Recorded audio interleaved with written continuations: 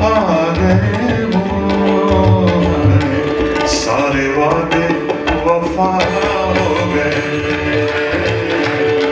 सारे वादे वफा हो गए। मैं समझता हूँ कि मुंबई का सबसे बड़ा कल्चर और लिटरेचर फेस्ट जो है हिंदुस्तानी ज़बानों का, वो आज अभी ख़त्म हुआ है। ये 2 दिनों तक जो सिलसिला चला है उसमें बेशुमार स्टूडेंट, यूथ, कॉलेज के लोग, शहर के, मैं समझता हूँ कि एक बड़ा हूज़ हू का तबका, कई फ़िल्म के लोग, बहुत अच्छे सिंगर्स सब आए हैं यहाँ पे। अभी शुजात साहब का सितार वादन और उनका गाने का प्रोग्राम अभी जस्ट ख़त्म हुआ है। आपने देखा है बुनियादी तौर से कोशिश पासबान अदब की है harmony through literature and culture, यानी कि समाज में एकजुटता आए, एकात्मता आए, समाज में लोगों के दिल मिलें, समाज मजबूत हो और उससे मुल्क मजबूत हो, ये हमारी कोशिश रहती है।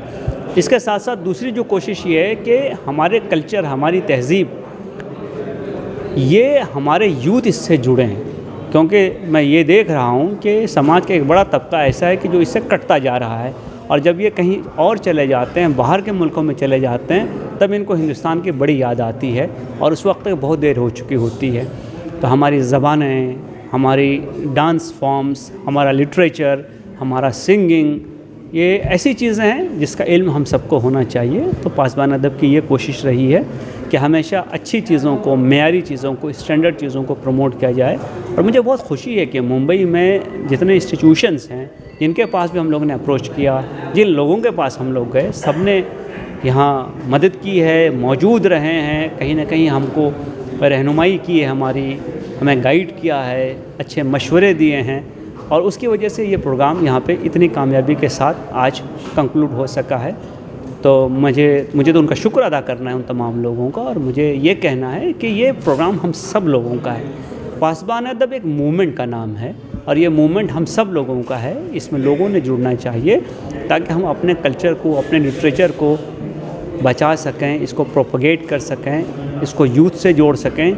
हमारे घरों से हमारी भाषाएं, हमारा कल्चर निकलने ना पाए, बल्कि हम उसको साथ लेकर अपनी आइडेंटिटी क्रिएट करें। हम दुनिया में कहीं पे भी जाएं, हमको अपनी चीज़ें आनी चाहिए।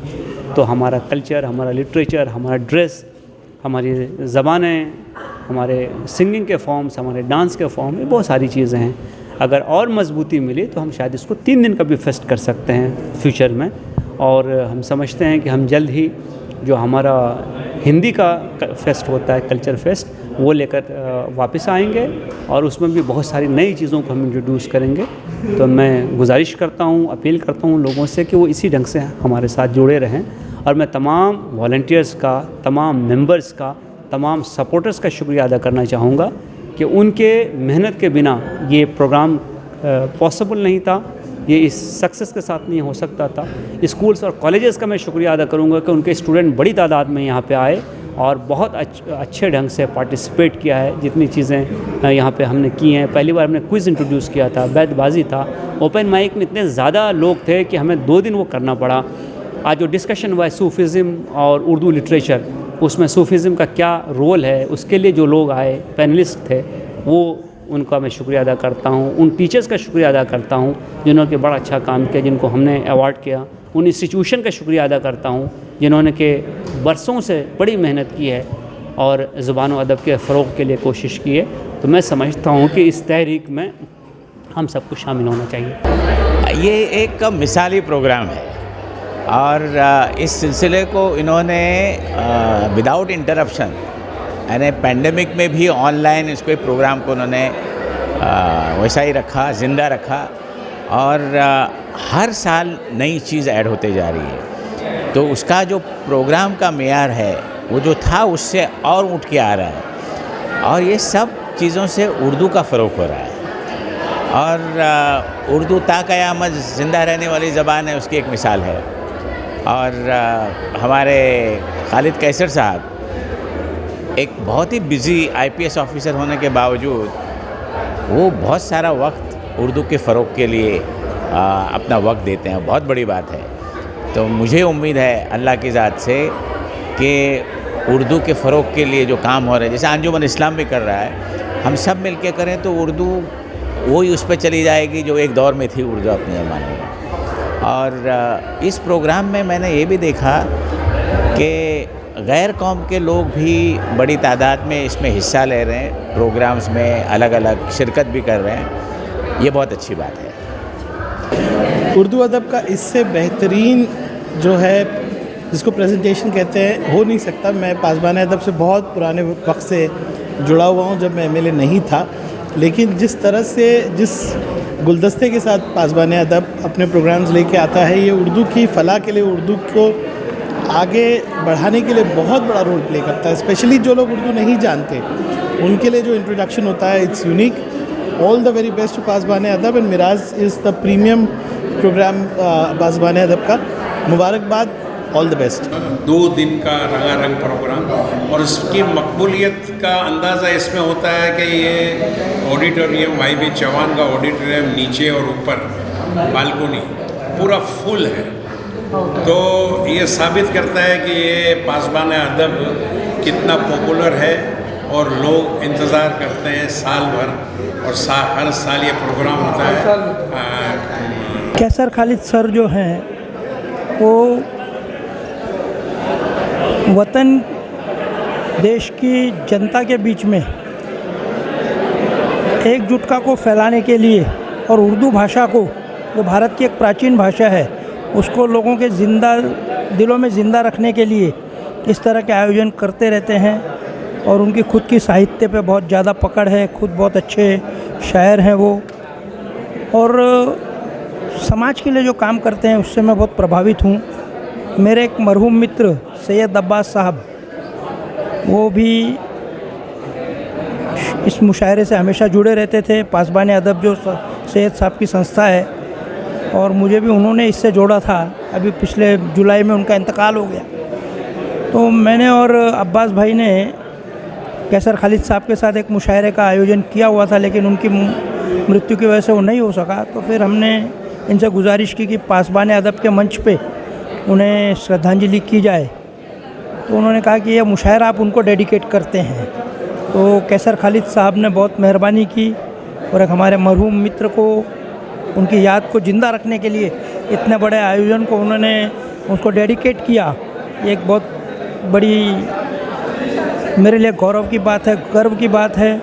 और आज कैसर खालिद साहब की मेहरबानी से मैंने अपने एक दोस्त को अपने दिल में, अपने जहन में, अपनी रूह में ज़िंदा पाया। इसके लिए मैं पासबान अदब का और सभी सुनने वालों का शुक्रगुजार हूँ। पासबान अदब ये जो प्रोग्राम रखती है, मुनक्किद करती है, मैं समझता हूँ कि जो लोग मुंबई में अपना परफॉर्मेंस नहीं दे पाते, मुंबई तक नहीं पहुँच पाते, पासबान अदब देहातों से उनको चुन चुन कर लाकर मुंबई में पेश करता है। मैं पासबान अदब को दिल से शुक्रिया कहता हूँ, और इसी तरीके से परफॉर्मेंस के लिए वो और भी फ़नकारों को लाए और पासबान अदब अपने डाइस पर बिठा के उनका परफॉर्मेंस बॉम्बे में दे। मैं उर्दू अदब की तरफ से पासबान अदब का शुक्रिया अदा करता हूँ कि उन्होंने उर्दू अदब को बहुत बचा के रखा है और उर्दू अदब की खिदमत में लगे हुए हैं। मैं पासबान अदब को सैल्यूट करता हूँ। बहुत बहुत शुक्रिया। पासबान अदब के लिए तो मैंने शेर कह दिए है, मगर एक शेर मैं पासबान अदब के लिए, तमाम ज़ख्म अकेले में मुस्कुराते हैं, बिछड़ने वाले हमें रोज़ याद आते हैं, बिछड़ने वाले हमें रोज़ याद आते हैं, हमें पुराना समझकर न घर से बाहर कर, यही चिराग अंधेरे में काम आते हैं। तुम्हें मैं पा भी जाऊं तो तुम्हें खोने को जी चाहे, और ये नादा लड़कियां कच्चा घड़ा लेकर निकलती हैं। ये नादा लड़कियां कच्चा घड़ा लेकर निकलती हैं, अरे नदी तो दूर, इनकी अक्ल पर रोने को जी चाहे।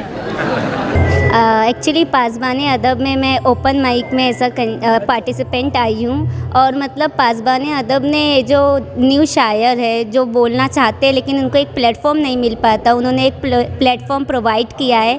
तो जो हम जैसे नए शायर है या शायरा है उनके लिए एक बहुत मतलब बोलते हैं ना इनकरेज करने वाला काम पासबान अदब कर रही है। और एक शेर ऐसा है कि तू गम तो सभी से छुपा लेगा लेकिन, तू गम तो सभी से छुपा लेगा लेकिन तुझे अपने दिल को बताना पड़ेगा।